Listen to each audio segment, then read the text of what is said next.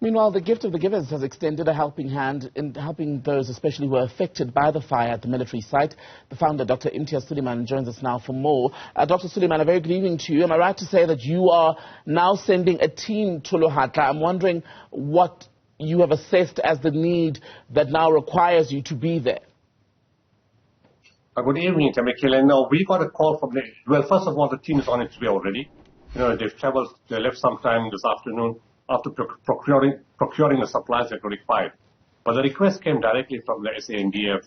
And, they said it was a very sad day for them that the 1,300 military personnel lost all their belongings in the camp itself where they were, in a military combat training center where they were doing some kind of military exercises. Fire caught them off guard and everything burnt. And they said that the most basic stuff required was clothing, even things like underwear. And then hygiene items, simple things like a toothbrush, a toothpaste, soap, other items, energy drinks and energy food and blankets. So when they made that call, and that call came from several people within the SNDF, people that we know and people that we don't know. And we decided to respond urgently to that request. And so in Johannesburg, our teams started gathering together new clothing and whatever we had in our warehouses. And what we didn't have, we bought from the wholesalers, and they're on their way to the site right now. And just in terms of what you've gathered so far, you said one of the most immediate needs now is clothing, for instance. Will you be able to clothe all 1,300? Or do you know how many are in need, excuse me? They're all I need. The problem is we didn't have all types of clothes for men and women, so we took what we had.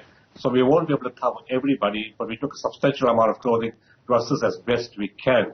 Everything is closed now today, so you can't really get it. To get sizes, it's difficult. So it's just a jumble of sending what you have, and fortunately, or unfortunately, some will get and some will not get, and we have to correct that situation in the next day or two. What everybody will get, of course, is the hygiene packs, the toothbrushes, the energy drinks, the energy biscuits. People will also get, the soap and the blankets which they require. And of course, for the ladies itself, we have to put in the sanitary towels, which is for dignity and to assist them. So we are doing that, and we'll see tomorrow when my teams get there. Unfortunately, it's going to be too dark tonight, so we won't be able to know what's going on tonight. But tomorrow morning, once they have a look, and we'll see what else have to be augmented to support the military personnel.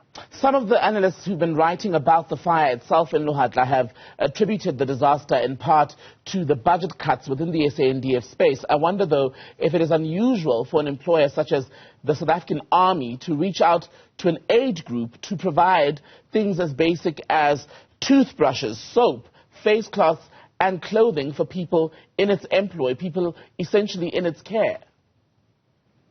Well, that's the problem throughout the country right now. Disaster management calls us to this. The Western Cape floods, we were predominantly the agency that ran through all the different areas. No government agency could respond. Yes, they brought in disaster management. They brought in, the guys who opened the roads and the bridges, but nobody else, neither from national law, provincial government, Western Cape government could respond. And that's a similar picture happening for several months now. Last year, there was a big fire in Sabeha.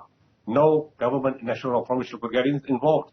We went in to stop that fire. We brought in the planes, we brought in the helicopters, we brought in extra firefighters, fire trucks, opened 50 balls, and brought in supplies for firefighters and the people around. The problem is there's a serious lack of money. There's austerity cuts. If you speak to different divisions within government, be it health, they've cut registrar posts. They've cut nurses, posts are frozen. And, in the police, we have close relationships with everybody. And they're talking about how everything has been cut. You speak to Development Bank of Southern Africa, they will tell you that. So there's huge cuts and there's a shortage of finance, and unfortunately, employees in the civil service are now paying the price of the brunt of the shortage of money. So the people who then reached out to you as Gift of the Givers and asked for your help within the SANDF, are they saying they need you to step in precisely because they don't have money to provide these basics? They didn't say directly like that, but it's obvious. That's the way it's happening throughout the country in all the disasters.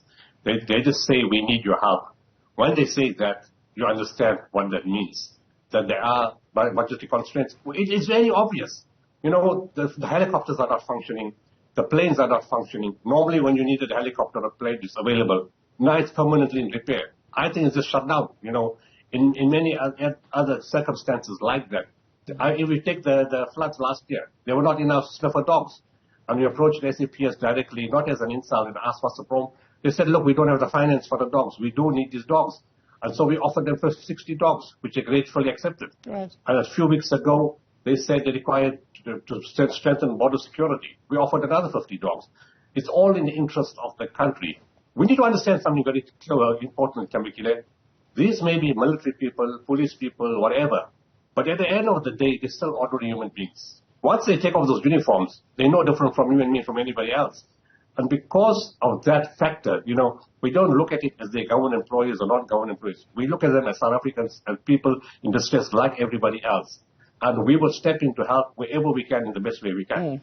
But it is worrying, though, Dr. Sooliman. I mean, you were just telling us now about the need, for example, among the SAPS in a period of disaster in the country. It's alarming to hear, for example, that the military, which would, in the worst-case scenario, sometimes be called upon to assist if the country faced a national disaster, is unable to respond sufficiently to an internal crisis, such as what happened in Lohatla. And it makes you wonder how we'd fare if this was a national crisis.